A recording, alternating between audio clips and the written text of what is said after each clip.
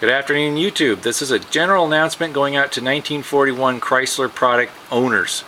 Okay guys, if anybody out there has a 1941 Plymouth, Dodge, DeSoto, or Chrysler with the original engine or another 1941 engine, definitely have a look. You want to drop that pan and look at the oil sump and the pickup tube, because this is absolute bullshit. Because you will not know this thing will fall off and you will screw up your engine. And I'll tell you, this was a surprise to me. My buddy and I, we had to drop the oil pan for another reason, and before he put the oil pan back on, this thing gave away. Thank goodness it gave out. It delayed our project, but it saved me a world of hurt later down the road. So you can see how bad that broke off. Now 1941, come to find out, I looked at the diagram of the engine, and this oil pickup tube, this thing just turns freely like this. It's a press fit, and it's pot metal.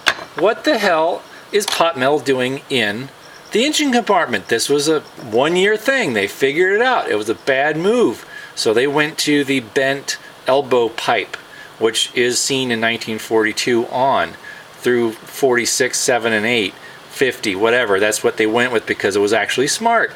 This piece does not need to make a 360 degree turn. It does not need to pivot that much. It needs to stay in one spot and teeter-totter back and forth. That's what this piece is here. You can see this, that's there, but it's held on with a cotter pin, and that thing broke. That is a bad break. You can't see it in this video because the camera isn't sharp enough to pick up all the cracks in it, but there's a lot of crazing all over those pieces because of the heat and the pressure and all that. So you know,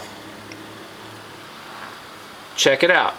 You want to see this. You want to see if you have this piece, because if you do, you want to replace it ASAP, because it will cause you problems. You don't know how bad it is, how bad cracked it is.